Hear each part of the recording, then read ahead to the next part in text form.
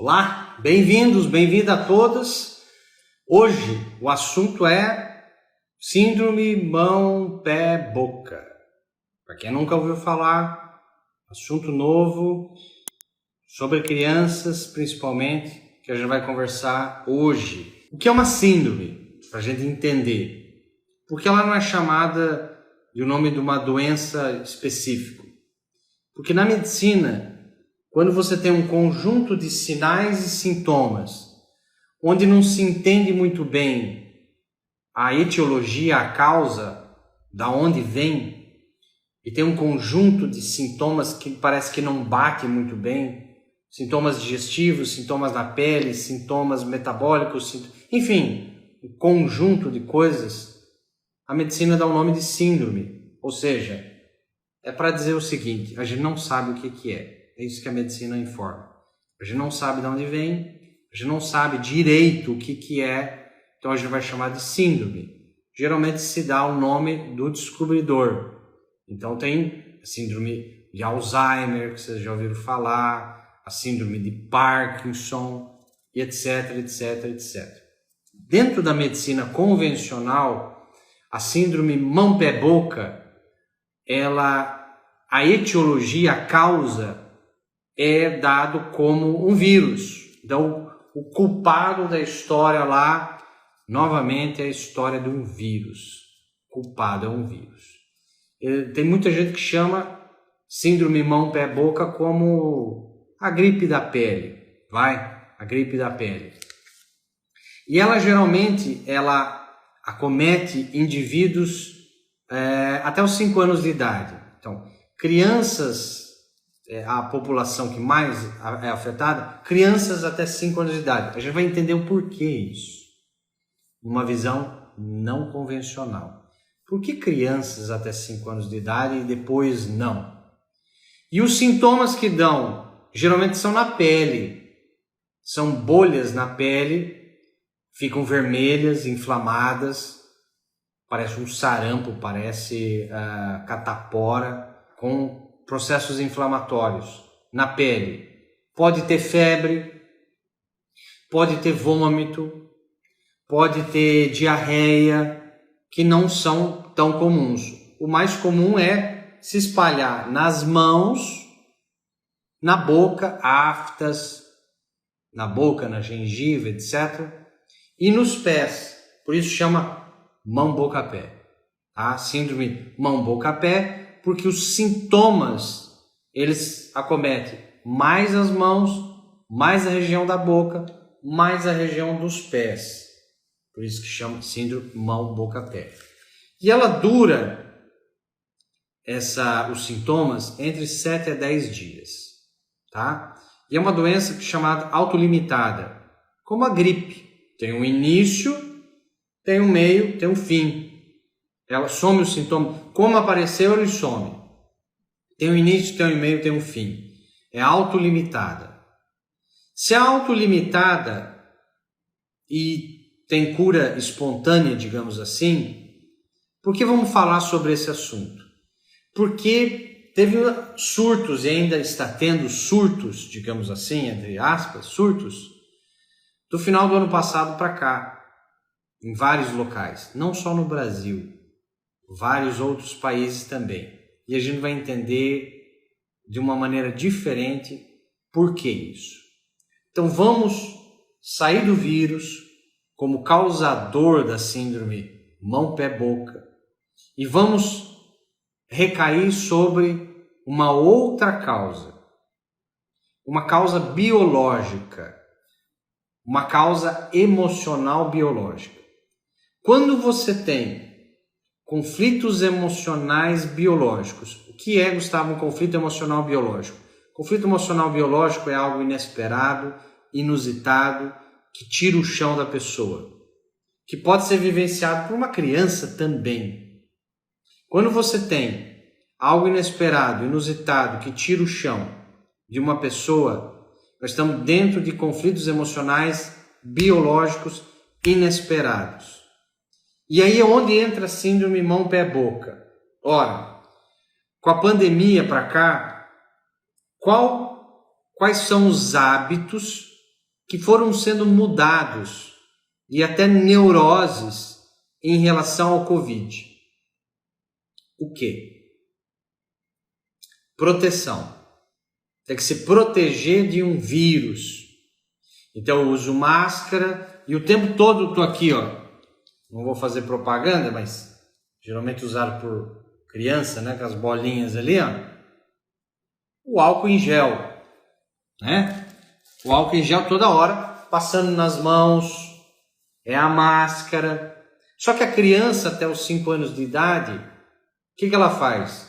Ela pega tudo que é objeto, tudo que tem no chão, objetos e tal, e coloca a mão, os dedos na boca, os pés.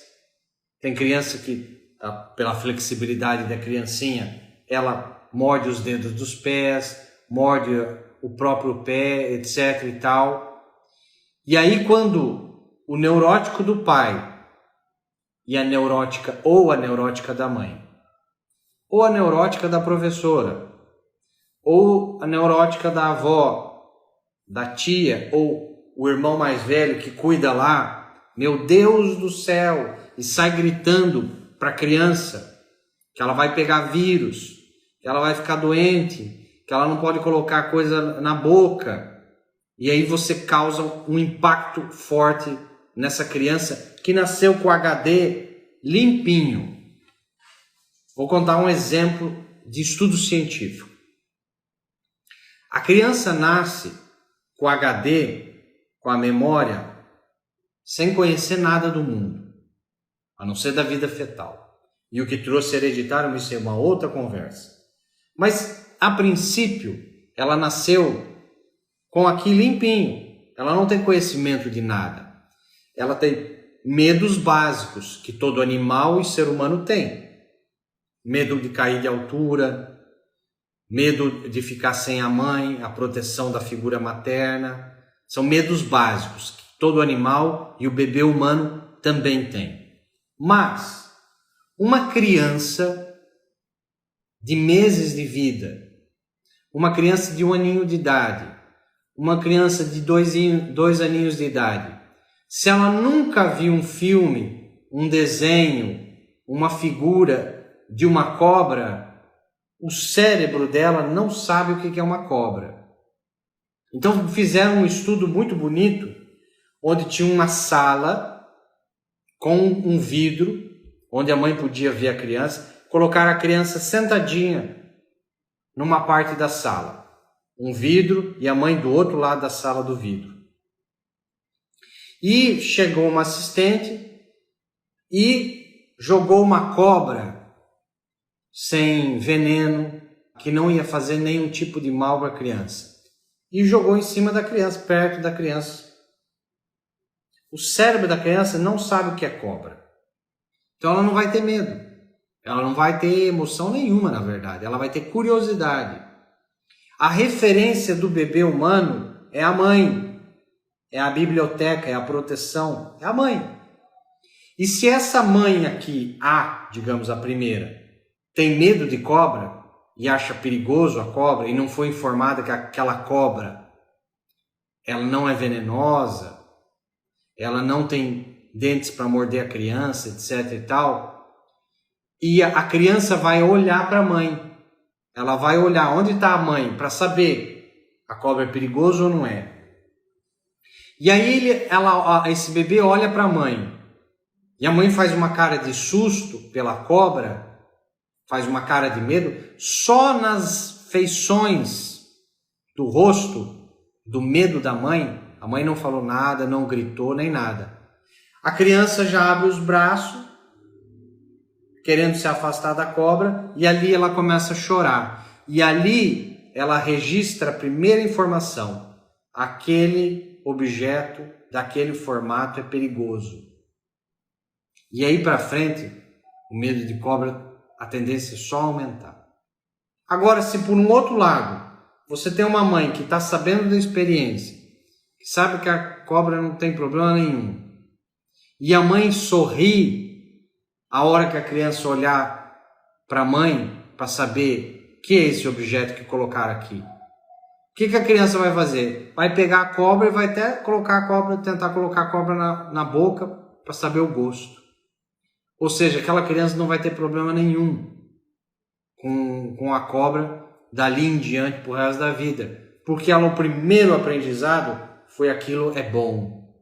Aquilo é bom. Tá? É a mesma coisa, ansiedade.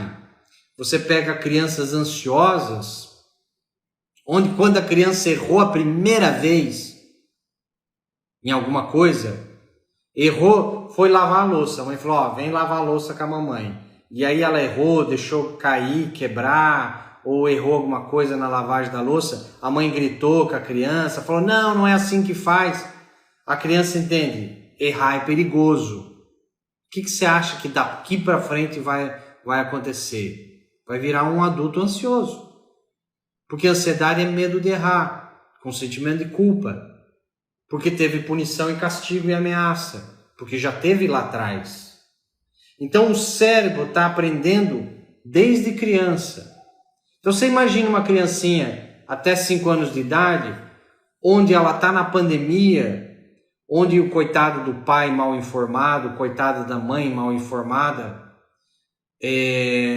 extrapolam o que o jornal fala, o que a internet fala, o que os médicos falam, e fica neurótico em relação a toda hora tá limpando, toda hora tá passando álcool, não pode colocar a mão na boca, não pode mexer no chão, não pode, Deus me livre, colocar o pé na boca, etc, etc, etc, etc. E aí esse pai, essa mãe, por várias vezes, grita pro filho, ameaça, medo, meu Deus do céu. Chega uma hora que num susto desse, num grito desse, num medo inesperado desse, de colocar algo na boca, a mão suja, o pé, etc., a criança entra num conflito biológico.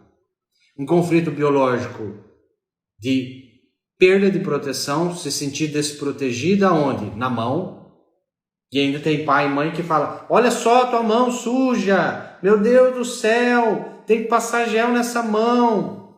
Então o foco foi a mão, o foco foi a boca, o foco foram os pés. Você entende como funciona? Então o cérebro cria um mecanismo de defesa, porque esse sintoma das pintinhas, das manchas na pele, das bolhas, da febre à noite, do vômito, da diarreia, nada mais é do que um mecanismo de defesa. É um mecanismo de defesa. E aí, coitado, o vírus que vai lá para ajudar a diminuir o número de célula ou aumentar o número de célula, manter as funções, que na verdade ele é como se fosse o tubarão e aquele peixe que vai ajudar o tubarão com os detritos. A ave que vai comer os detritos na boca do jacaré, porque a natureza ela é perfeita. Você acha que Deus, uma divindade, ia criar um vírus, uma bactéria, um fungo só para te ferrar? Seria uma sacanagem cósmica, você concorda comigo? Você concorda? Então, você acha mesmo que uma divindade, já foi provado que você tem 10 vezes mais bactéria no corpo do que célula humana. Pensa nisso. Tem livros de livraria normal, não é da medicina. Livros para o público. Lê. 10% são genes. O resto é bactéria. Nós temos 10 vezes mais bactéria no corpo do que célula humana. Pra você ter ideia. Então, se bactéria fosse negativo, ruim, matasse a gente já estaria morto há muito tempo. Se você pegar o número de bactérias que tem na boca, o número de bactérias que tem no chão, e você não morre por causa da sua própria boca, concorda? Você não morre se você der uma lambida no chão, encostar a mão no chão na boca, você não vai morrer. Você já percebeu que crianças de sítio, criança que é colona na fazenda, no sítio, ela mexe no barro, mexe no cimento, pega a chuva, etc, etc. Você nunca viu essas doenças que o de apartamento, o gatinho de apartamento lá tem? Que aquele filhinho de apartamento que a mãe não deixa sair na rua, tem toda hora alergia na pele, rinite, etc, etc. Por quê? Porque por trás tem um pai, uma mãe, um avô, uma avó que entende o processo e fala, não, isso aí não vai matar ninguém. Muito pelo contrário, vai ficar até com a imunidade maior. Só que nessa da mídia e da própria medicina, de alguns médicos, etc e tal, não todos, tem muitos bons aí, que virou uma neurose. E aí você vê absurdos, onde você tem professores, pais, avós, geralmente tem quem está mais próximo. Uma neurose em relação à limpeza, sujeira e assim por diante. E numa dessa, a criança vivencia se sentir desprotegido nas mãozinhas, se sentir desprotegido na boca, se sentir desprotegido nos pés, porque coloca o pé na boca. Por isso que vai até 5 anos de idade, porque a criança é pequena. Porque a criança de 6 anos, 7 anos, 8 anos, ela já tem uma certa educação que ela sabe que tem que pegar o garfo. A de 8 anos já não consegue colocar o pé na boca. Você entendeu? E da pandemia para cá, do final do ano, percebam, pesquise na internet, vocês vão ver que os surtos de síndrome mão-pé-boca vieram de novembro para cá. E o que aconteceu de novembro para cá? Saiu a tal das vacinas para as crianças. Deus me livre o Covid agora, você tem que vacinar as crianças. Eu não estou falando que eu sou contra nem a favor das vacinas. As pessoas fazem o que quiser na vida delas. Eu acho que vacina tem a sua validade sim, mas eu também acho que existem os seus exageros. Isso precisa ficar muito bem pensado, porque nós estamos na 4ª dose, daqui a pouco a 5ª dose, daqui a pouco é a 20ª dose, e a gente não entendeu ainda, muitos que não são da área da saúde, porque quem é da área da saúde e estuda, sabe que a vacina é uma droga experimental. Qualquer medicamento no mundo, ela precisa ter 5 a 7 anos de prazo de experiência para ver se não vai ter mais efeito colateral do que efeito benéfico. Porque os efeitos colaterais de remédios e vacinas podem não vir no primeiro mês. Pode vir daqui 1 ano, daqui 2, daqui 3 anos. Na verdade, nós já estamos colhendo muito disso. Não é o assunto de hoje, mas fica a reflexão. Então, do final do ano para janeiro, começou a história das vacinas das crianças. E começou a aumentar o medo da criança ter Covid, pela história da vacina também. Meu Deus, tem que vacinar a criança. Meu Deus, então a criança pode pegar... E você não tem relato de criança morrendo em números exorbitantes de Covid. E você tem de gripe e pneumonia, crianças do mundo inteiro morrendo de gripe e pneumonia. E ninguém fala nada. Ninguém se preocupa e também não deve se preocupar dessa maneira neurótica como a indústria farmacêutica está se preocupando. Mas o que a gente tem que pensar e entender é os excessos. Os excessos. Tudo que é de mais ou de menos complica. Se você não tomar água, você morre 3 dias. Se você tomar água demais o dia inteiro hoje, você tem um inchaço, um edema cerebral, pode entrar em convulsão, pode morrer. Água demais faz mal, água de menos faz mal. Se você não tiver medo, você se atira do prédio, você atravessa a rua sem olhar. Falta de medo tem risco à vida. Excesso de medo te trava, você não sai de casa. Então, falta de medo, o excesso de medo, prejudicial. Excesso de água, falta de água, prejudicial. Você vai ver que na vida, a maioria das coisas que estão nas polaridades radicais, excesso demais ou deficiência demais, vai trazer um prejuízo. Tanto é que, em estatística, na medicina, os gráficos, ele é um U, tá? Tudo que tiver naquela faixa do meio está num equilíbrio. Se trazer muito é ruim, se trazer para pouco deficiência é ruim também. Então é nesse aspecto de o pai e a mãe fazer a educação do seu filho, onde ele imite o pai e a mãe de uma maneira suave. Fazer com que o pai e a mãe, por maior medo que eles tenham, não seja revelado para essa criança. Essas neuroses que estão por aí. Que isso faz com que a criança venha, uma hora, tenha um impacto e gere esse tipo de problema, como essa síndrome mão-pé-boca que agora falou que é um surto. Na verdade, a gente vai ver isso cada vez crescendo mais. Vocês podem anotar o que eu falo para vocês. Cada vez mais você vai ter aí, se a pandemia continuar e continuar essa neurose com criança, vacina dali, medo de criança morrer, medo de criança não sei o que, tem que lavar toda hora a mão, não pode encostar em nada, Deus me livre, etc. Esses surtos vão continuar. Enquanto não cair a ficha do pai, da mãe, de quem cuida, de quem é a proteção dessa criança lá. Certo? E a preocupação para adiante. É uma doença que não mata. Tá? Síndrome mão-pé-boca. Ela é sintomatológico. Você não tem remédio que cure isso, como a maior parte da medicina não tem remédio para curar. Ele vai nos sintomas. Se tem febre demais, abaixa a febre. Se tem muito vômito, remédio para diminuir o vômito. O perigo, no caso aí, quando a criança tem muita diarreia e muito vômito, porque daí desidrata, né? E aí a desidratação numa criança, ela tem que ser vista com cuidado, tá certo?